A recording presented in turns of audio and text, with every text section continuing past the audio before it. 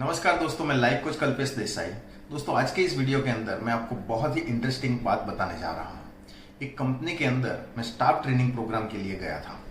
वहाँ के बॉस के साथ मेरी बात हुई। उन्होंने मुझे बताया कि मेरी कंपनी में एम्प्लॉय की प्रोडक्टिविटी बहुत ही कम है, जिसकी इफेक्ट सीधी मेरी कंपनी के टर्नओवर के ऊपर हो रही है।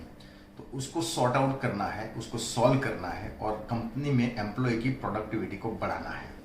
वहाँ पे मैंने ट्रेनिंग के दौरान कुछ एक्सरसाइज करवाई, कुछ एक्टिविटी कराई, जिससे हमें 4 चीजें पता चली जो प्रोडक्टिविटी को इफेक्ट कर रही थी।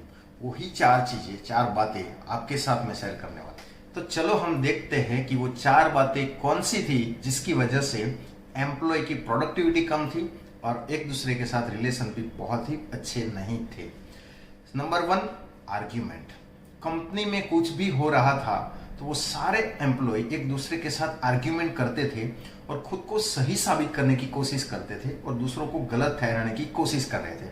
और इसी वजह से एक दूसरे के साथ रिलेशन अच्छे नहीं थे और सारे एम्प्लॉय दिल से काम नहीं कर पाते थे। Number 2, that is blame. सारे एम्प्लॉय कंपनी में कुछ भी गलत होता था, अच्छा रिजल्ट नहीं आ पाता था, तो एक दूसरे को ब्लेम करते थे। ये जो हुआ है वो आपकी वजह से हुआ है, इसमें मेरी कोई गलती नहीं है, उनकी वजह से हुआ है, आप जैसे लोग हैं जिसकी वजह से हमारी कंपनी में कुछ अच्छा नहीं हो पा रहा है, ऐसी बातें करते थे। मतलब कि ब्लेम गेम खेलते थे और इसी वजह से कंपनी में एक दूसरे के साथ झगड़े बहुत ज़्यादा हो रहे थे और कंपनी की में एम्प्लॉय की प्रोडक्टिविटी बहुत डाउन हो गई थी। नंबर 3, क्रिटिसाइज करना। सारे एम्प्लॉय एक दूसरे को क्रिटिसाइज करते थे, एक दूसरे की बुराई करते थे, बहुत सारे बैड वर्ड्स यूज करते थे और पीछे बुरी बुरी बातें बोलते थे। और ये सारी एक्टिविटी के दौरान उन लोगों ने एक्सेप्ट किया कि हाँ, हम एक दूसरे की बुराई करते थे, हम एक दूसरे को अप्रिशिएट नहीं कर पाते थे, कॉम्प्लीमेंट्स नहीं दे पाते थे और उसको नीचा दिखाने की हम कोशिश कर रहे थे। तो क्रिटिसाइज करते थे, इसकी वजह से भी रिलेशन में प्रॉब्लम होता था।